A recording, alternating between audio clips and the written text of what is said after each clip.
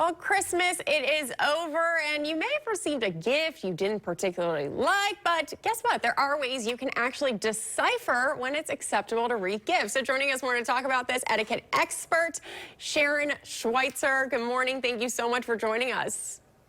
Good morning. It's my pleasure. Okay, so when is it appropriate to re-gift? Well, in the U.S., it's become less taboo and more appropriate to re-gift because of environmental concerns. So one of the things you want to do when you're going to re-gift, especially during a pandemic, is to be especially careful about a number of things. One of the first things is to look at the recipient and make sure that it's something that they would enjoy. Is it something useful? Is it something they need or that they want? You want to make sure of those two things. The other thing you want to do is make sure that the gift is in its original packaging. It's in the original box, the original paper. The other thing that's key is there's usually a seal, either a plastic seal or a foil seal, and you want to make sure that that seal is on there. Okay, because if the seal's broken, that means the gift is used, and you don't want to re-gift anything that's been used. The other thing that's really important is look at the original gift giver's efforts. And if it's something specialized, then it's not appropriate for regifting. And what we mean by that is, has it been engraved? Is it monogrammed?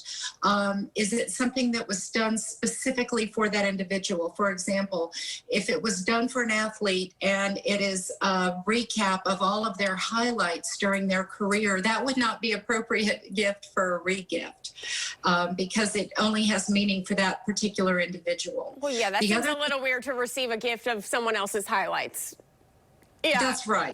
I think the biggest question here is, obviously try to make it look as good as possible, but how do you, there's a mental gap in re-gifting. What do you say to those people that are like, you know what, I don't feel comfortable doing this, I'd rather just throw it away?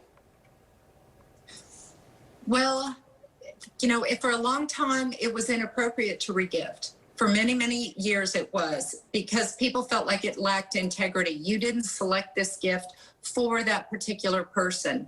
So now what people are feeling like is it's better for the environment if I re-gift this. If this is perfect for this person, it's not for me. This is not something I will use. I recently re-gifted something and I came clean and I told these two people, we have 3 of these. We cannot use these other 2. We love this gift. We use the one we have all the time. I thought maybe you would enjoy these. And they loved them.